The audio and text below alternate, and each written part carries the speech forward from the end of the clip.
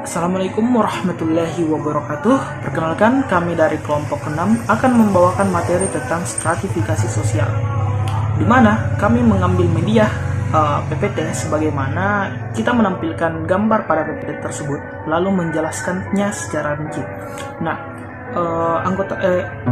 kelompok kami beranggotakan 5 orang. Yang pertama saya sendiri, Muhammad Homsur Homangkopu, dan yang kedua ada Tri Afdaliah, yang ketiga ada Iwan Setiawan, yang keempat ada Yeni Nisi, dan yang kelima ada Rafika Azhara.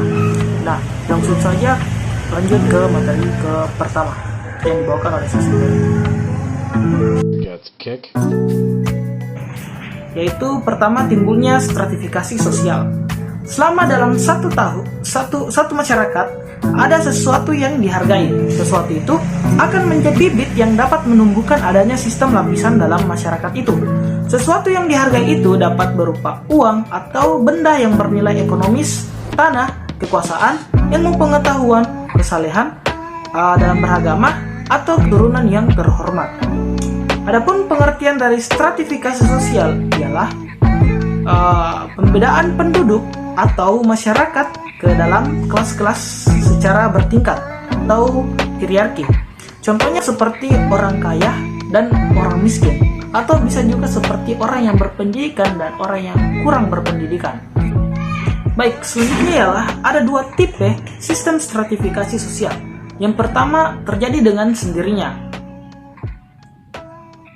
Nah, terbentuknya sistem stratifikasi sosial yang terjadi dengan sendirinya adalah kepandaian tingkat umur, di mana alasan-alasan tersebut akan berbeda-beda bagi setiap masyarakat.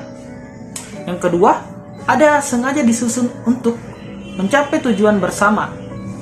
Nah, misalnya seperti stratifikasi sosial yang berdasarkan kekuasaan atau wewenang resmi dalam organisasi formal seperti pemerintah, yang disusun secara teratur baik vertikal maupun horizontal untuk mencegah timbulnya pertentangan. Oke, mungkin sekian dari saya. Lanjut ke materi selanjutnya.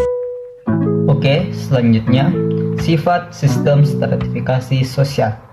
Yang pertama, sistem stratifikasi tertutup, yaitu sistem stratifikasi yang membatasi kemungkinan kepindahnya anggota masyarakat dari satu lapisan ke lapisan yang lain, baik ke atas maupun ke bawah.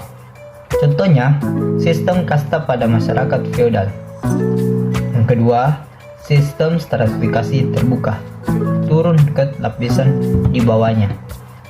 Selanjutnya, kelas sosial. Di dalam uraian mengenai stratifikasi sosial, senantiasa dijumpai istilah kelas sosial atau sosial. Kelas sosial adalah semua orang atau keluarga yang sadar akan kedudukannya di dalam suatu lapisan, sedangkan kedudukan mereka tersebut diketahui dan diakui oleh masyarakat umum. Itulah tadi hasil presentasi saya persilakan kepada pemateri selanjutnya. Nama saya Tri Afdaliah, dan saya akan membahas materi tentang dasar stratifikasi sosial. Yang pertama itu ukuran kekayaan, di mana pemilik kekayaan yang paling banyak masuk ke dalam lapisan atas. Yang kedua adalah ukuran kekuasaan, di mana pemilik kekuasaan atau wewenang terbesar masuk ke dalam lapisan sosial atas. Dan yang ketiga, ukuran kehormatan, di mana orang yang paling disegani atau dihormati masuk ke dalam lapisan atas. Dan yang terakhir adalah ukuran ilmu pengetahuan, di mana dalam masyarakat yang menghargai ilmu pengetahuan, orang dengan ilmu pengetahuan paling banyak atau tinggi masuk ke dalam lapisan atas.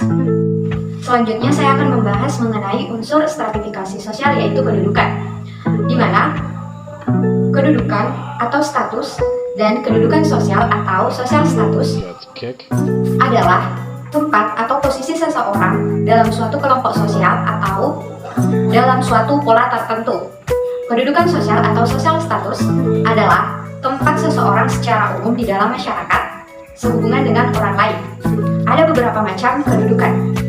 Yang pertama itu ascribed status, di mana kedudukan ini diperoleh karena kelahiran yang memperhatikan perbedaan rohania dan kemampuan. Contoh dari kedudukan ini adalah kedudukan sebagai anak bangsawan. Yang kedua ada activate status, di mana kedudukan ini diperoleh atas dasar usaha yang disengaja, bukan kelahiran. Contoh dari kedudukan ini adalah hakim dan dosen. Yang ketiga ada accident status, di mana kedudukan ini diperoleh dengan cara diberikan walaupun masih berhubungan dengan status. Contoh adalah pemberian gelar kepahlawanan serta dosen terbaik. Itulah tadi materi yang sempat saya paparkan. Selanjutnya saya serahkan kepada pemateri berikutnya. Baik, perkenalkan, nama saya Rafika Azahra. Saya akan memaparkan materi pada slide berikut ini tentang unsur stratifikasi sosial. Peranan atau role merupakan aspek dinamis dari kedudukan atau status. Apabila seseorang telah menjalankan hak dan kewajibannya sesuai dengan kedudukannya, maka ia telah menjalankan suatu peranan. Antara kedudukan dan peranan tidak dapat dipisahkan. Dengan kata lain, tidak ada peranan tanpa kedudukan dan tidak ada kedudukan tanpa peranan. Kemudian peranan mencakup 3 hal, yaitu norma-norma yang dihubungkan dengan posisi atau tempat seseorang dalam masyarakat, kemudian konsep tentang apa yang dapat dilakukan individu dalam masyarakat, dan perilaku individu yang penting bagi struktur masyarakat. Selanjutnya tentang mobilitas sosial. Mobilitas sosial ini merupakan pola-pola tertentu yang mengatur organisasi suatu kelompok sosial. Tipe mobilitas sosial ada mobilitas sosial vertikal yang merupakan perpindahan objek sosial dari satu kedudukan sosial ke kedudukan sosial lainnya yang tidak sederajat. Jika mobilitas tersebut naik, disebut social climbing, dan jika mobilitas tersebut turun, maka disebut social sinking. Sedangkan mobilitas sosial horizontal merupakan perpindahan objek sosial dari satu kedudukan sosial ke kedudukan sosial lainnya yang sederajat. Perlunya sistem stratifikasi sosial dalam masyarakat. Adanya peranan sistem stratifikasi sosial dalam masyarakat sekaligus memecahkan masalah yang dihadapi oleh masyarakat. Misalnya, menempatkan individu-individu pada tempat-tempat yang tersedia dalam struktur sosial, serta mendorong untuk melaksanakan kewajiban yang sesuai dengan kedudukan dan peranannya. Nah, itulah tadi media pembelajaran yang kami gunakan dan juga pemaparan materi tentang stratifikasi sosial. Sekian dari kami. Wassalamualaikum warahmatullahi wabarakatuh.